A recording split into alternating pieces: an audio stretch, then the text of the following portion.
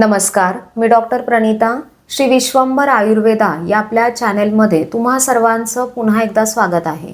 ज्यांना कसल्याही प्रकारचा त्वचेचा प्रॉब्लेम आहे, मग त्या छोट्या छोट्या त्वचेच्या तक्रारी असतील, जसं pimples, dry skin, oily skin, कोंडा होणं, पिगमेंटेशन म्हणजेच काळे डाग, फंगल इन्फेक्शन किंवा मोठे मोठे किचकट त्वचेचे आजार असतील, जसं सोरायसिस, एक्झिमा, आयुर्वेदानुसार कुष्ठाचे प्रकार आहेत, डर्मॅटायटिस, नागिन, अंगावरचे पांढरे डाग ज्याला ल्युकोडर्मा असं म्हणतात.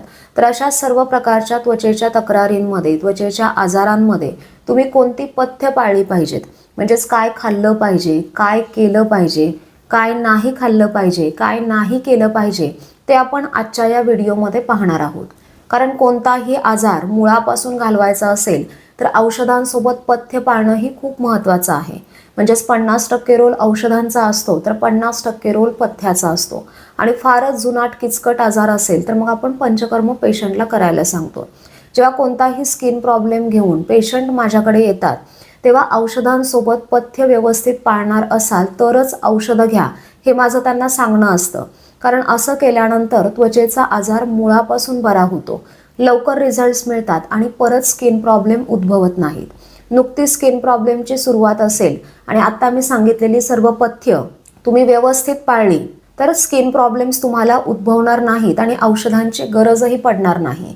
त्याच्यामुळे ज्यांना ज्यांना त्वचेच्या समस्या आहेत, त्वचेचे आजार आहेत, त्यांनी संपूर्ण माहितीसाठी व्हिडिओ शेवटपर्यंत पहा. तुम्ही जर अजून चॅनेलला सबस्क्राईब केलं नसेल तर जरूर करा.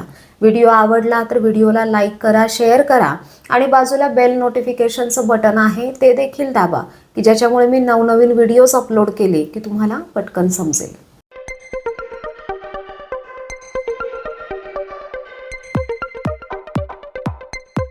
कोणताही स्किन प्रॉब्लेम निर्माण होतो तेव्हा शरीरातील वात, पित्त आणि कफ हे तीनही दोष बिघडलेले असतात. म्हणजेच वातामुळे कोरडेपणामुळे खाज, काळपटपणा दिसतो, पित्तामुळे लालसरपणा, आग होते, फोड येतात आणि कफामुळे त्वचेला सूज येते, खाज येते, स्राव जखमेमधून आलेला दिसतो. तर अशा काही टिपिकल लक्षणांवरून शरीरातील कोणते दोष बिघडलेले आहेत ते आपल्याला समजतं. त्याच्यामुळे हे दोष आपले बॅलन्स राहावेत, हे दोष बिघडू नयेत म्हणून काय नाही खाल्लं पाहिजे, काय नाही केलं पाहिजे ते आता आपण बघूयात. विरुद्ध आहार म्हणजेच रॉंग फूड कॉम्बिनेशन जर तुम्ही बऱ्याच काळापासून घेत असाल तरी त्याने स्किन प्रॉब्लेम्स वाढतात. त्याच्यामुळे विरुद्ध आहार टाळला पाहिजे. आता विरुद्ध आहार म्हणजेच काय, तर फळं आणि दूध एकत्र खाणं, नॉनव्हेज नंतर दुधाचं सेवन करणं, गार आणि गरम व्यत्यासात सेवन करणं, म्हणजेच पाणी पिल्यानंतर चहा पिणं, त्यानंतर गरम पदार्थांसोबत मधाचं सेवन करणं. तर असे भरपूर विरुद्ध आहार विहार आहेत ज्याच्यामुळे स्किन प्रॉब्लेम वाढलेले दिसतात. विरुद्ध आहारावरचा डिटेल व्हिडिओ तुम्ही आपल्या चॅनेलवरचा पाहू शकता. त्याच्यामध्ये तुम्हाला विरुद्ध आहारावरची सर्व माहिती मिळेल.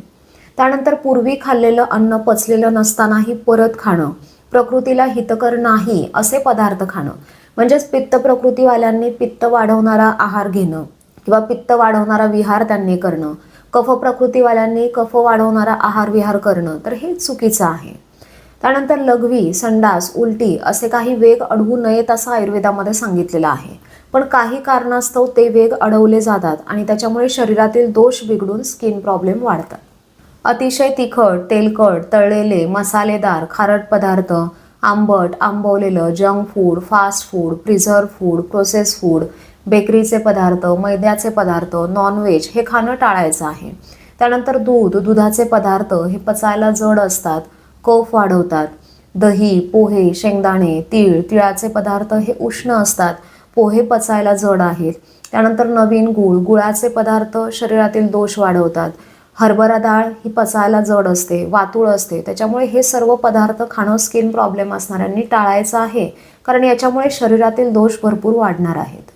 शिळे पदार्थ जसं फोडणीचा भात, शिळी भाकरी, चपाती, शिळी भाजी, फ्रीजमधील कणिक, फ्रीजमधलं अन्न हे खाणं टाळायचं आहे. आयुर्वेदानुसार मोड आलेले कडधान्य हे पचायला जड असतात, वातूळ असतात, जंत वाढवतात.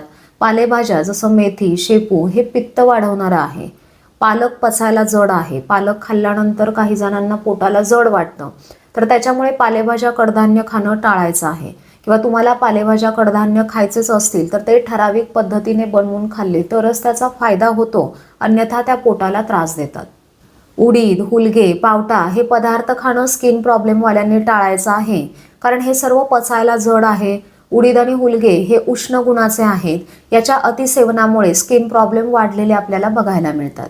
त्यानंतर अतिमद्यपान, सिगरेट ओढणं, दिवसा झोपणं, रात्री जागरण करणं, खाऊन व्यायाम करणं, खाऊन आंघोळ करणं, अति व्यायाम करणं, अति शारीरिक कष्ट करणं किंवा जास्त उन्हामध्ये काम करणं, ह्या गोष्टींमुळे ही स्किन प्रॉब्लेम वाढलेले दिसतात. त्याच्यामुळे हे टाळायचं आहे. फार वेळ कडक गरम पाण्याने आंघोळ करणं, साबणाचा वापर करणं, याच्यामुळे त्वचा जास्त कोरडी पडते आणि स्किन प्रॉब्लेम वाढलेले आपल्याला दिसतात.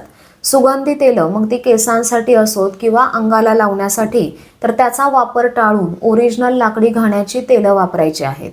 अत्तर, डिओड्रंट्स याचा वापर स्किन प्रॉब्लेमवाल्यांनी टाळायचा आहे, कारण या वासामुळे त्वचेला इरिटेशन होतं, ॲलर्जी होते आणि स्किन प्रॉब्लेम वाढलेले आपल्याला बघायला मिळतात.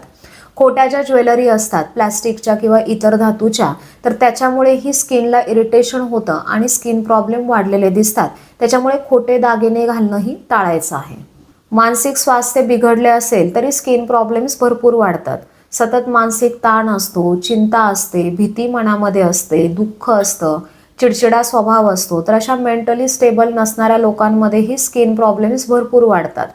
कारण आपलं मन हे उभयेंद्रिय आहे, ते ज्ञानेंद्रियही आहे आणि कर्मेंद्रियही आहे. त्याच्यामुळे मनाचा आपल्या संपूर्ण शरीरावरती परिणाम होतो. त्याच्यामुळे मानसिक स्वास्थ्य जपणं हे खूप महत्त्वाचं आहे. त्यानंतर कर्मफल सिद्धांत आपल्या सर्वांनाच माहीत आहे. म्हणजे आपण जशी कर्म करतो त्याच्याप्रमाणे आपल्याला फळ मिळतं.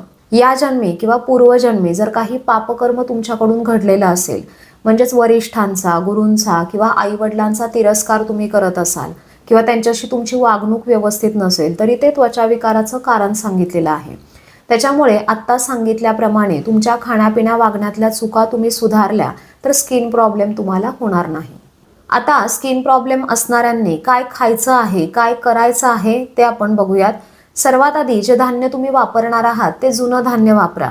मग ते कमीत कमी 1 वर्ष तरी जुनं असलं पाहिजे. त्याहीपेक्षा जुनं असेल तर आणखी उत्तम, कारण जुनं धान्य हे पचायला हलकं असतं, त्याच्यामध्ये पाण्याचा अंश कमी असतो. जर जुनं धान्य तुम्हाला नाही मिळालं तर जे धान्य तुम्ही वापरणार आहात ते आधी थोडंसं भाजून घ्या, नंतर वापरा. याने ते पचायला हलकं होतं, तुमच्या पोटाला त्रास होत नाही. तुम्ही ज्वारीची, नाचणीची भाकरी खाऊ शकता. गव्हाने जर तुम्हाला पोटाला त्रास होत नसेल, ॲलर्जी नसेल, तर गव्हाच्या चपात्याही तुम्ही खाऊ शकता. फक्त बाजरी ही पचायला जड असते, उष्ण असते, त्याच्यामुळे बाजरीचं अतिसेवन टाळायचं आहे. जुन्या तांदळाचा पातेल्यात पेज काढून शिजवलेला भात तुम्ही दुपारच्या वेळेस खाऊ शकता. फक्त कुकरमध्ये शिजवलेला भात खाणं टाळा, कारण त्या कुकरमध्ये शिजवलेल्या भाताचा घट्ट असा गोळा होतो, त्यातलं पाणी त्यात पडून पडून तो पचायला जड होतो. त्याच्यामुळे कुकरमध्ये शिजवलेला भात खाणं टाळायचं आहे. भाज्यांमध्ये दुधी भोपळा, लाल भोपळा, पडवळ, भेंडी, दोडका, गोसावळं, कोबी, फ्लावर, कोहळा, केळफुलाची भाजी, श्रावणी घेवडा, करटोल, शिमला मिरची, कारले, बीट, गाजर, कोवळा मुळा अशा सर्व फळभाज्या तुम्ही खाऊ शकता. पक्व झालेला मुळा हा उष्ण असतो, पचायला जड असतो, शरीरातील दोष वाढवणारा आहे. त्याच्यामुळे तुम्हाला खायचाच असेल तर कोवळा मुळा खा, अन्यथा खाऊ नका.